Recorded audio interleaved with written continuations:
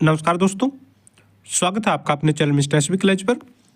जी हाँ साथियों, आइए आज के आउटसोर्सिंग कच्चे क्रम से जुड़ी कुछ खबरों को जल्दी से जान लेते हैं कहाँ से क्या खबर आई है। तो सबसे पहली खबर देख लेते हैं दोस्तों। आज यहाँ पर जो घोषणाएं की गई है मुख्यमंत्री नायब सिंह सैनी जी के द्वारा। जी हाँ, सफाई कर्मचारियों का वेतन बढ़ा, अब मिलेंगे 26,000 रुपये। तो दोस्तों यहाँ पर अब जो सफाई कर्मचारी हैं उनको 26,000 रुपये महीना सैलरी मिला करेगी, ये घोषणा की गई है नायब सिंह सैनी जी के द्वारा। और साथियों यहाँ पर अगर कोई दुर्घटना हो जाती है सफाई कर्मचारियों के काम करते समय तो 5 लाख रुपए की बीमा राशि, और साथियों अगर कोई सीवर का काम करता हुआ कर्मचारी है और उसकी कोई दुर्घटना हो जाती है तो साथियों यहाँ पर उसको 10 लाख रुपए की सहायता राशि दी जाएगी। यहाँ पर बता दें, मृत्यु होने पर दोस्तों ये उसके परिवार को राशि मिलेगी।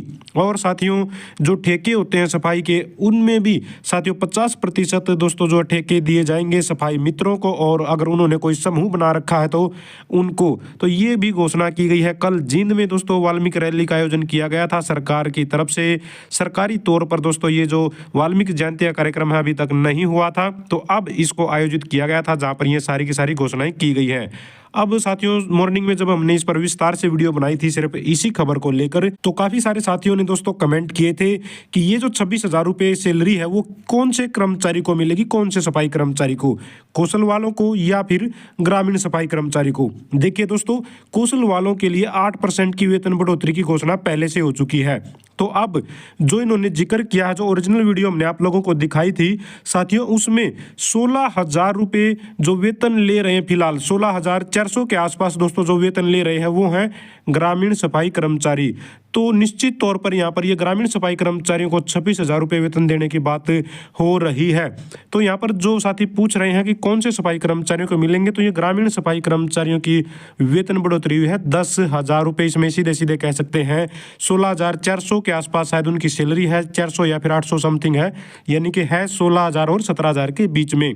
तो उनको ये जो है वेतन बढ़ोतरी का लाभ मिलने जा रहा है। इसके बाद साथियों आगे बढ़ते हैं, देख लेते हैं मामला हाई कोर्ट में पहुंचा हुआ है संविदा कर्मचारी के नियमितीकरण का। जी हाँ, संविदा कर्मचारी की नियमित नियुक्ति का मामला पहुंचा हाई कोर्ट।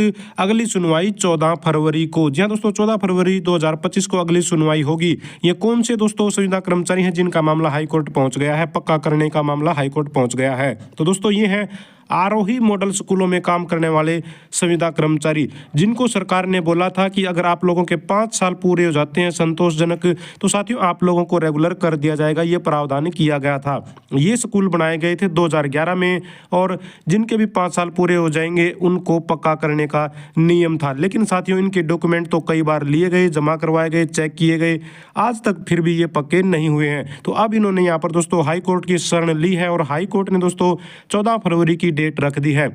36 आरोही मॉडल स्कूलों में 285 कर्मचारी फिलहाल ये बताए जा रहे हैं। इसके बाद आगे देख लेते हैं साथियों, फतेहाबाद से खबर है, एक्सटेंशन और गेस्ट लेक्चरर की नौकरी सुरक्षित करने का स्वागत। तो आप लोगों को पता है साथियों, यहाँ पर जो हरियाणा सरकार के कॉलेजों में जो कर्मचारी काम करवा रहे थे एक्सटेंशन लेक्चरर और गेस्ट लेक्चरर, 2016 एक्सटेंशन लेक्चरर थे और 40 गेस्ट लेक्चरर हैं। तो इन सभी की नौकरी सुरक्षित हो चुकी है। यूनिवर्सिटी वाले अभी भी इंतजार कर रहे हैं, लेकिन कॉलेज वालों की नौकरी सुरक्षित हो चुकी है। इनकी सैलरी 50,000 रुपये से ज़्यादा है। इनके लिए स्पेशल अलग से दोस्तों प्रावधान लेकर आई थी हरियाणा सरकार, बाद में इन्होंने मांग की थी तो इनको भी जॉब सिक्योरिटी प्रदान कर दी गई है। तो अब यहाँ पर ये दोस्तों लड्डू बांटकर खुशी मना रहे हैं, अपने पदाधिकारियों का, अपने कर्मचारियों, सरकार का और मुख्यमंत्री साहब का धन्यवाद कर रहे हैं एक्सटेंशन लेक्चरर। और झज्जर में भी यहाँ पर जो कच्चे कर्मचारी दोस्तों जॉब सुरक्षा बिल पास होने पर खुशी मनाते हुए नजर आए, मिठाई बांटकर एक दूसरे को धन्यवाद करते हुए नजर आए। अनुबंधित विद्युत कर्मचारी संघ की दोस्तों यहाँ पर ये बात हो रही है। सोनीपत से देख लीजिए, यहाँ पर 3 दिसंबर को mid day meal worker Jantar Mantar पर करेंगी प्रदर्शन। तो 3 दिसंबर को दोस्तों मिड डे मील कर्मचारी दिल्ली में, पूरे देश की मिड डे मील कर्मचारियों की बात हो रही साथियों, यहाँ पर दिल्ली में ये प्रदर्शन करते हुए नजर आएंगी। साथियों अपनी मांगों को लेकर इन्होंने दोस्तों यहाँ पर जो पक्का कर्मचारी है उसके दर्जा दिए जाने की मांग की है। 26,000 रुपये न्यूनतम वेतन इनके लिए भी घोषित किया जाए। रिटायरमेंट पर 2 लाख रुपए की राशि दी जाए, जैसे कि अन्य परियोजना वर्करों को दी जाती है। 10 महीने इनको जो वेतन दिया जाता है उसको बढ़ाकर 12 महीने यानी कि पूरा साल इनको वेतन दिया जाए। इनकी सर्दी गर्मियों की जो छुट्टियां होती स्कूलों में उनका वेतन काट लिया जाता है अभी, तो ये चाहते हैं कि 12 महीने इनको वेतन दिया जाए। वहीं रेवाड़ी में भी दोस्तों जहां पर प्रदर्शन करते हुए नजर आई मिड डे मील वर्कर, आशा वर्कर और आंगनवाड़ी महिलाएं। जी हाँ दोस्तों, आंगनवाड़ी महिला सरकारी कर्मचारी का दर्जा दिया जाए। तो यहाँ पर दोस्तों ये भी सरकारी कर्मचारी का दर्जा दिए जाने की मांग को लेकर रेवाड़ी में इन्होंने प्रदर्शन किया है। आशा वर्कर हैं या फिर मिड डे मील वर्कर हैं या फिर साथियों यहाँ पर आंगनवाड़ी वर्कर हैं। और साथियों अगली खबर ले लीजिए। यहाँ पर हरियाणा स्वास्थ्य विभाग डेंगू मलेरिया सीजन में 800 कर्मचारियों से करता है अनुबंध, 5 माह बाद कर देते हैं छुट्टी। राज्य मंत्री से बोले कर्मचारी, सरकार समस्या का निकाले स्थायी समाधान। तो दोस्तों हर साल 800 कर्मचारी अनुबंध पर रखे जाते हैं। इनकी पोस्ट होती है, कह सकते हैं जो ब्रीडिंग चेकर के नाम से। तो ब्रीडिंग चेकर के नाम से दोस्तों इनको जो है लगाया जाता है हर साल। और यहाँ पर इनको लगभग ये मान लीजिए 8,000 के आसपास जो है इनको सैलरी दी जाती है, 8400 कुछ। तो इनको एक निश्चित समय के लिए लगाया जाता है और फिर हटा दिया जाता है हर साल, ऐसे ही डेंगू मलेरिया के सीजन में। तो इन कर्मचारी साथियों ने ज्ञापन दिया है राज्य मंत्री को और मांग की है कि इनका भी स्थायी समाधान निकाले सरकार। इनको भी दोस्तों यहाँ पर जो है जॉब सुरक्षा एक तरह से कह सकते हैं मिलनी चाहिए। मुख्यमंत्री के नाम ये ज्ञापन सौंपा गया है इन कर्मचारी साथियों के द्वारा राज्य मंत्री गौरव गौतम जी को। और साथियों यहाँ पर अगली खबर है फतेहाबाद से।